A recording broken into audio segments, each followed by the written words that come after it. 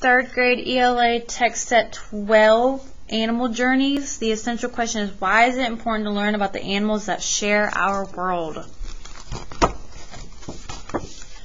Did you know that many species of birds migrate thousands of miles every year? What does that mean? The title of this book is The Peregrine's Journey, a story of migration by Madeline Dunphy. Migration is the movement from one place to another at certain times of the year. In this book, you will learn about the migration of one kind of animal, the peregrine falcon. This is a non-fiction book based on the migration of a real peregrine falcon. What do you know about the peregrine falcon? As I read the book, listen for facts about the peregrine falcon, as well as information about its migration.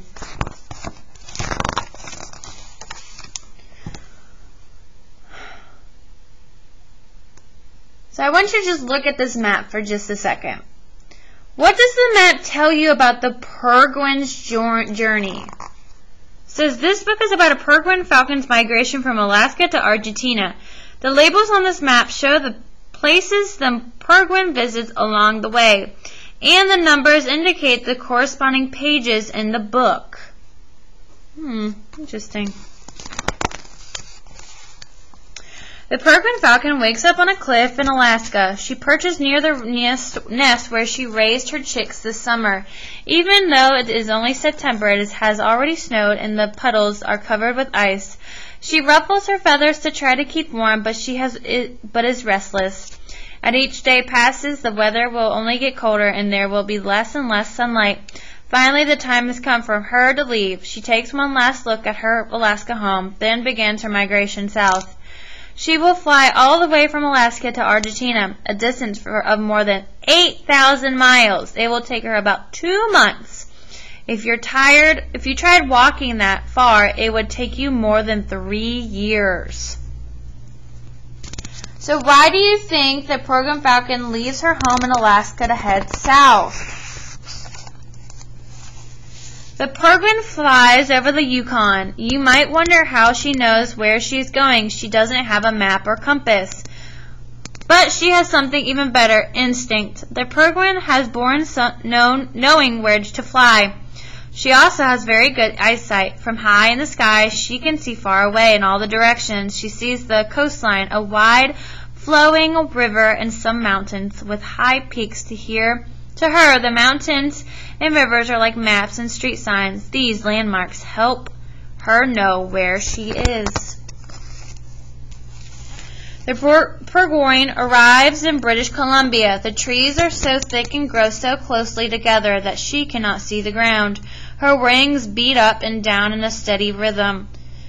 She has already flown 100 miles today. Through an opening in the trees, she sees a freeway. The peregrine is such a strong flyer that she travels almost as fast as the people in their cars below.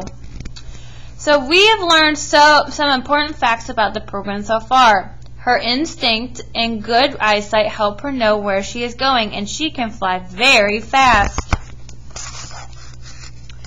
The peregrine lands in Seattle, Washington. She perches on the windowsill of an office building and looks down far below amidst the honking cars, traffic lights, and rushing people. She notices something that interests her. It is a pigeon. She watches it fly from the sidewalk to a tree and then to a building across the street.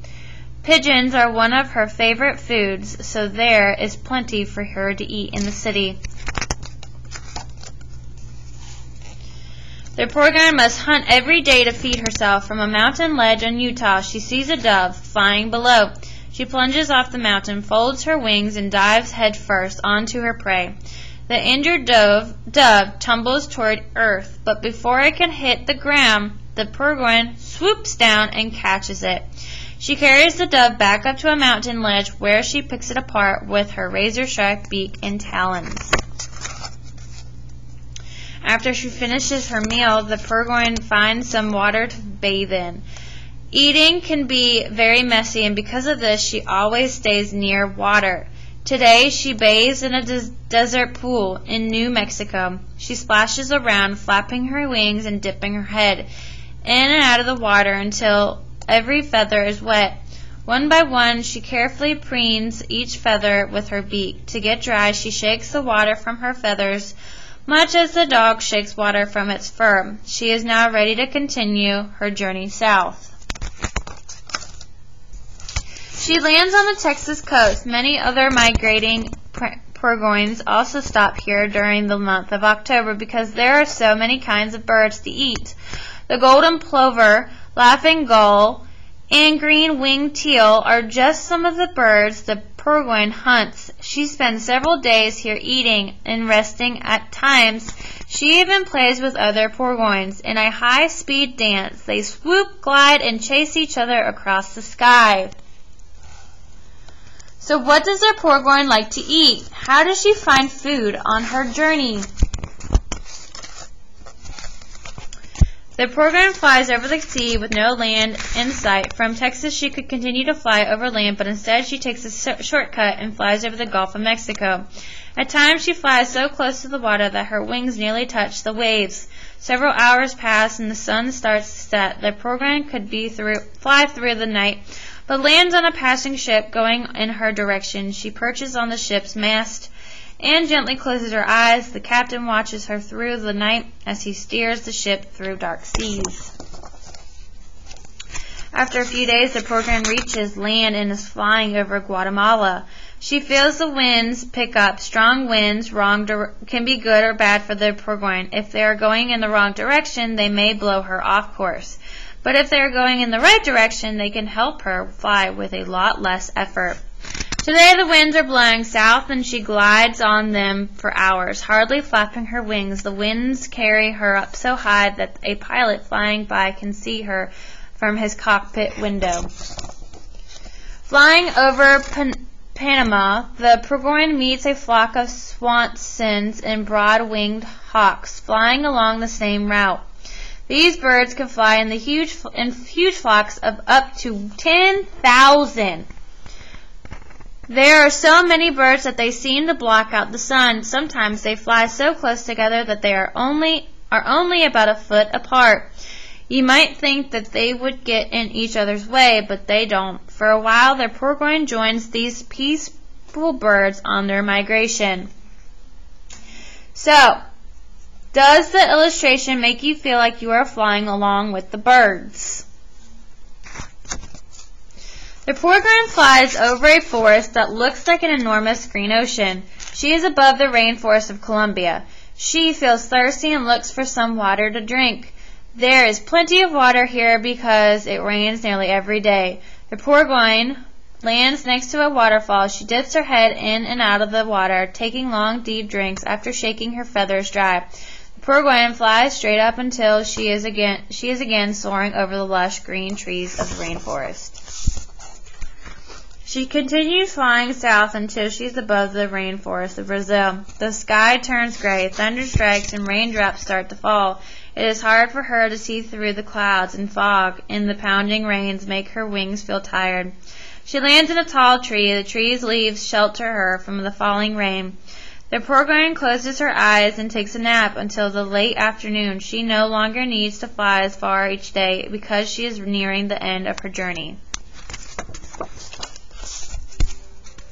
Sunset comes, and the peregrine lands for the night in the woodlands of Bolivia, where she is asleep. A great horned owl silently flies by, beating its powerful wings. The peregrine does not have many predators, but one creature she must be wary of is the great horned owl. This fierce-looking bird hunts her at night while she is sleeping. The owl has excellent eyesight and hearing and can usually find its prey no matter how well it is hidden. But tonight the peregrine is lucky. The owl does not notice that she is carefully nested between two tree branches. Do you know what the words predator and prey mean? A predator is an animal that lives by killing and eating other animals. The animals it hunts and kills are its prey. The color of the peregrine's feathers let her blend into the tree, so her predator, the owl, can't see her. The peregrine arrives in Argentina. Surrounding her are miles and miles of swaying grasses with eucalyptus trees scattered here and there. She lands on the tallest tree in the valley and rests. This is the end of her journey. It has been 2 months since she left Alaska, over 8,000 miles away. During her migration, the Peregrine visited such different places as the Arctic, the desert, the ocean, the forest, rainforest, and even the city. Next March, she will make the long journey back to Alaska, where she will raise another family, but for now, she is home.